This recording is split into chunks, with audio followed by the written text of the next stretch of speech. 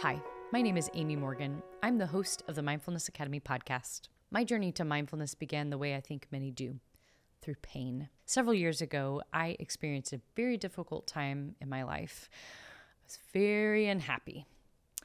It felt like my relationships were falling apart, my career wasn't what I had expected, and I experienced a life-threatening miscarriage to top it all off.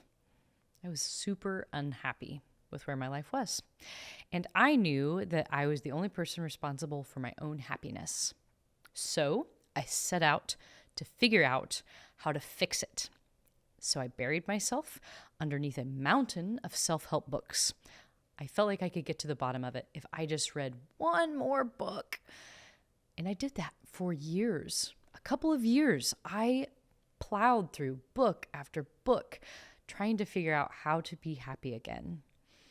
And I took loads and loads of notes, and I try things here and there. Maybe this was the path to help me become more happy.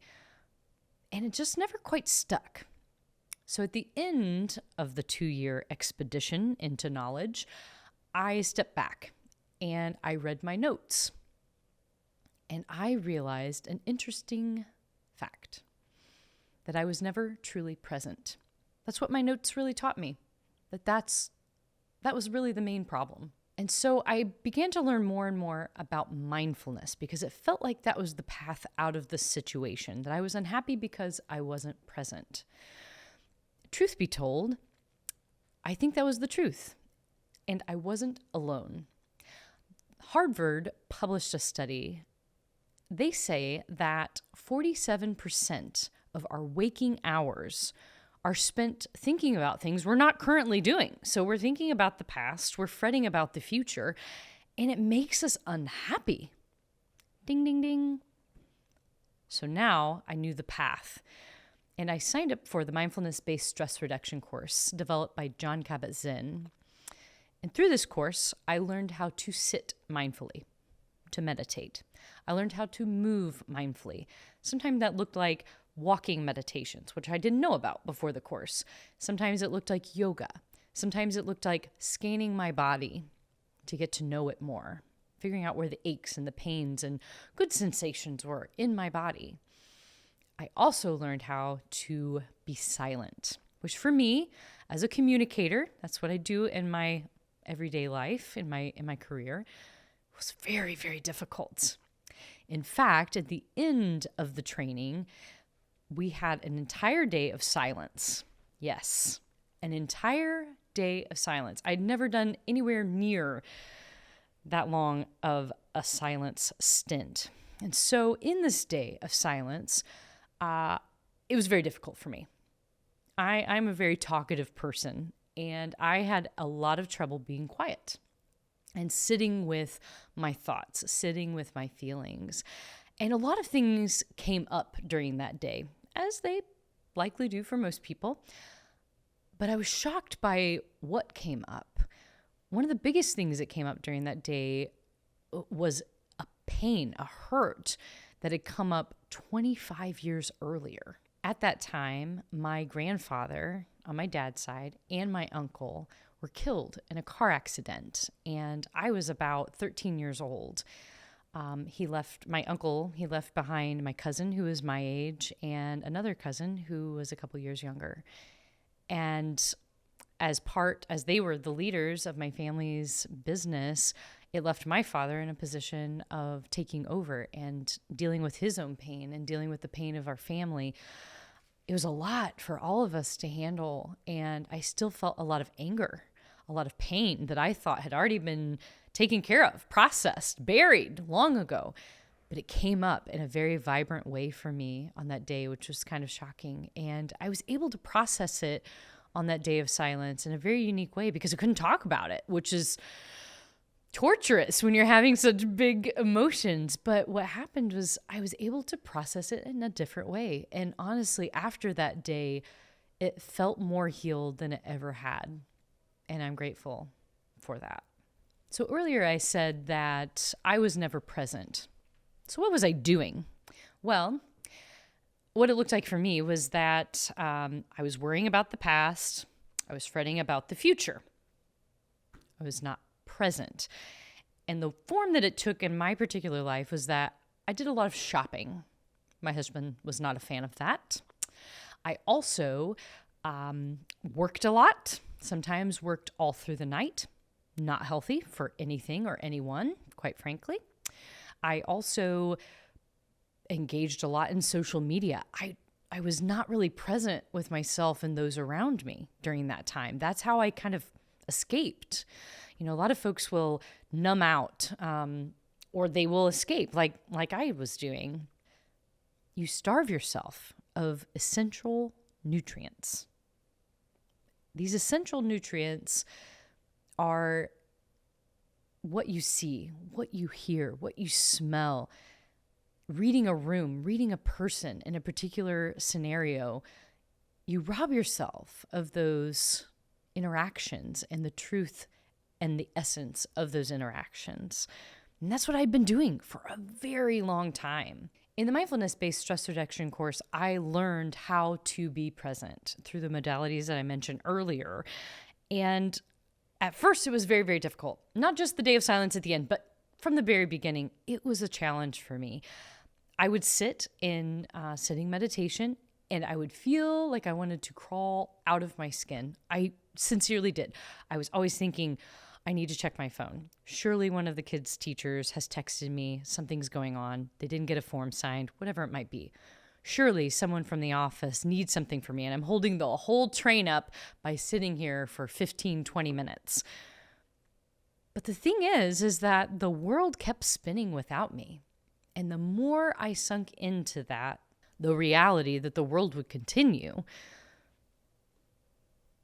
the better I became at practicing mindfulness. It was very freeing, in fact. So I began to face my life. I began to look the unhappiness in the face. And it became easier with every day I practiced. So once I began becoming more comfortable with practicing mindfulness, I decided I was going to share my journey with other people.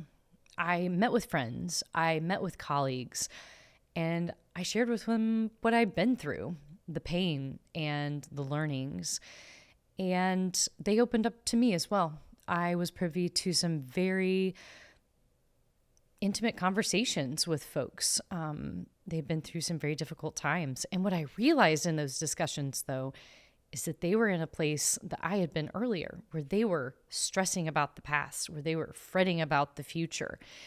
And I realized that I had the information, I had the experience, I had the training to help. And I wanted to.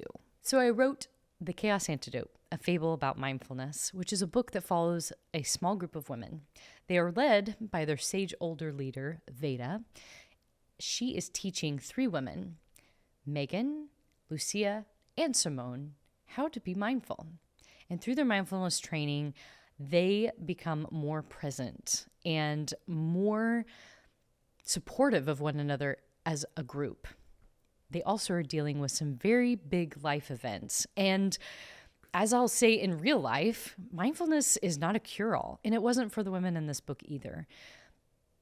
Hardships don't just disappear, but mindfulness changes us to better approach those difficulties, to be able to better handle those challenges. And it does it for the women in the book as well. Today, I am the founder and CEO of Good Aim Communications. It's a full-service marketing company. And I am proud to say that every week our team practices mindfulness before our weekly team meetings. I'll create a weekly training that we're able to engage in together. And through that training, I find us to be consistently more calm, more focused, more ready to engage. I also find that it's bonding us as a team. We have these shared experiences that really help bring us together.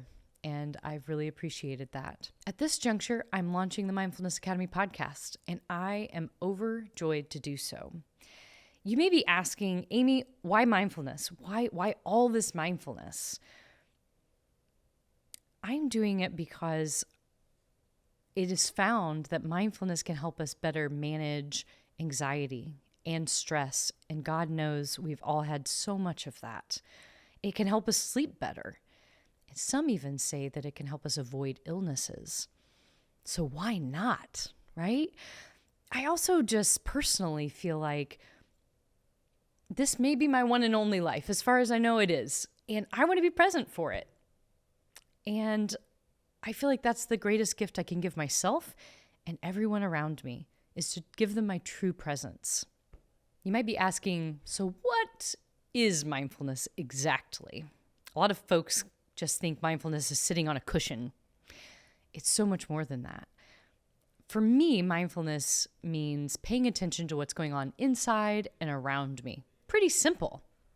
It's noticing the sights and the sounds around me.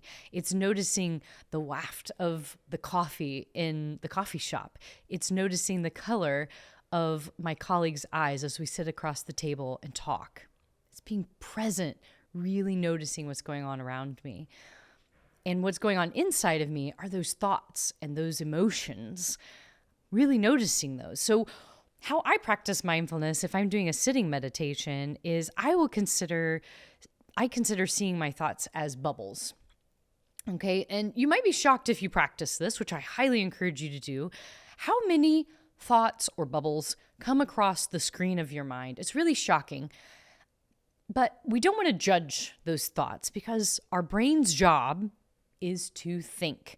And that's what it does all day, every day. And we're practicing letting it have a little break, just breathing through that, giving it that break that it needs. But just noticing in the meanwhile, maybe I'm thinking about a to-do list, something that needs to happen later today.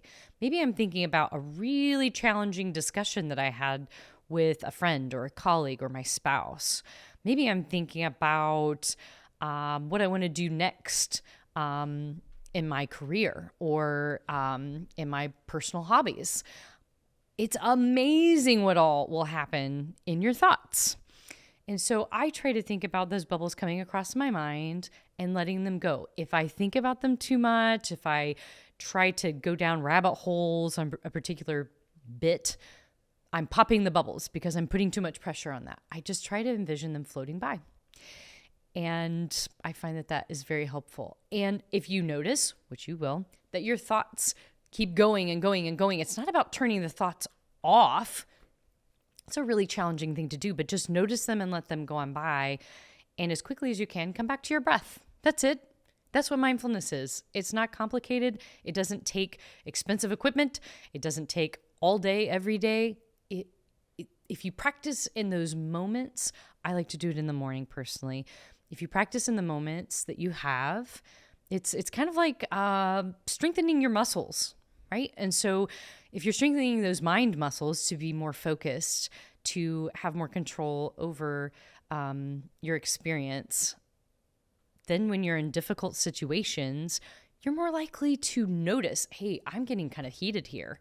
You know, this is really triggering something in me. Or you might notice that, hey, I need to take a break from this conversation. I think I'll be better if I just take a walk around the block and get some fresh air before we talk more about it.